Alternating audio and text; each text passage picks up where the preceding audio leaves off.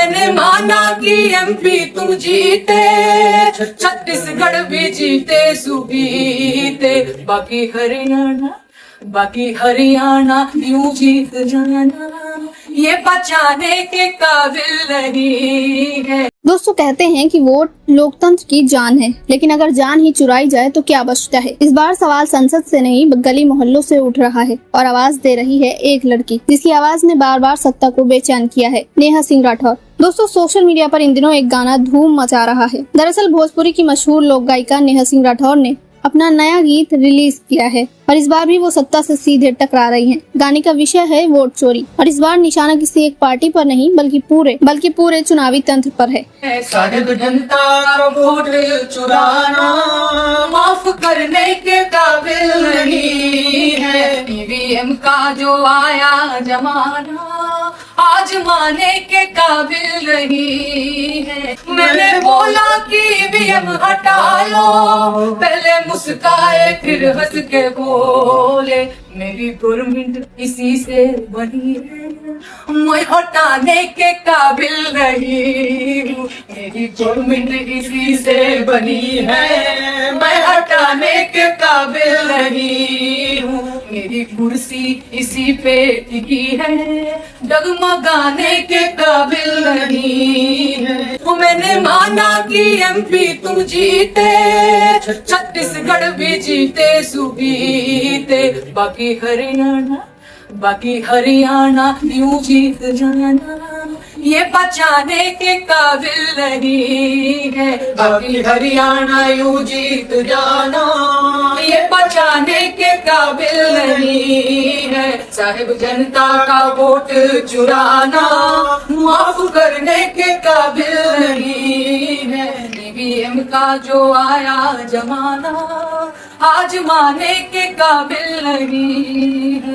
पूरी दुनिया ने ईवीएम हटाया, खाली तुमने इसे अपनाया। बैलेट पेपर से यूं कतराना, बैलेट पेपर से यूं कतराना भूल जाने के काबिल नहीं है।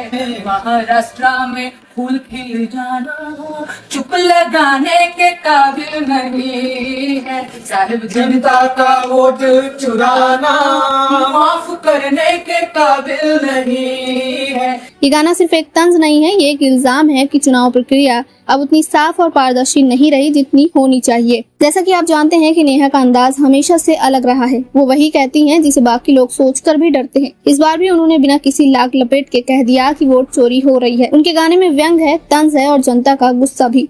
यही वजह है कि ये वीडियो हर प्लेटफॉर्म पर शेयर हो चुका है और इस वीडियो पर अब तक लाखों व्यूज आ चुके हैं। नेहा सिंह राठौर की खासियत ये है कि वो किसी मंच की मोहताज नहीं है। उनका गाना टीवी चैनलों के प्राइम टाइम में भले ना बजे, लेकिन मोबाइल की स्क्रीन पर करोड़ों बार सुन लिया जाता है। यही वजह है कि सत्ता उनके गीतों को सिर्फ गीत नहीं मानती बल्कि एक चुनौती समझती है। दोस्तों वोट चोरी ये शब्द सुनते ही लोग दो हिस्सों में बंट जाते हैं। एक तरफ वो लोग हैं जो मानते हैं कि ईवीएम मशीनों से छेड़छाड़, मतगणना में गड़बड़ी, प्रशासनिक दबाव जैसी बातें सिर्फ साजिश थ्योरी हैं। दूसरी तरफ वो लोग हैं जो कहते हैं कि ये सिर्फ थ्योरी नहीं बल्कि सच्चाई है जिसे कोई मानने को तैयार नहीं है।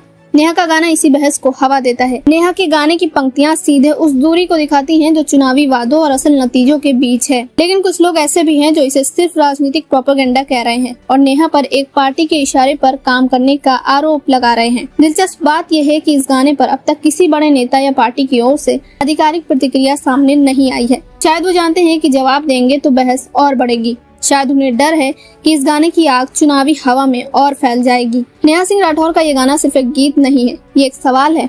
क्या हमारे लोकतंत्र में जनता का वोट अब भी जनता का है या फिर ये भी बाकी संसाधनों की तरह सत्ता की जेब में चला गया है? दोस्तों लोकतंत्र में सबसे बड़ा हथियार आपका वोट है। अगर वोट की गिनती चोरी हो जाए तो आपके हाथ में क्या बचेगा? तो दोस्तों ये था नेहा सिंह राठौर का नया वायरल गाना। एक सवाल, एक तंज और एक चेतावनी। अब सवाल आपसे है, आपको लगता है कि वोट चोरी सच में हो रही है या ये सिर्फ राजनीतिक बहस है? कमेंट बॉक्स में जरूर बताइए आप किसके साथ हैं, सत्ता के साथ या सच की आवाज उठाने वाले लोगों के साथ। वीडियो पसंद आया हो तो लाइक करें और चैनल को सब्सक्राइब करना ना भूलें।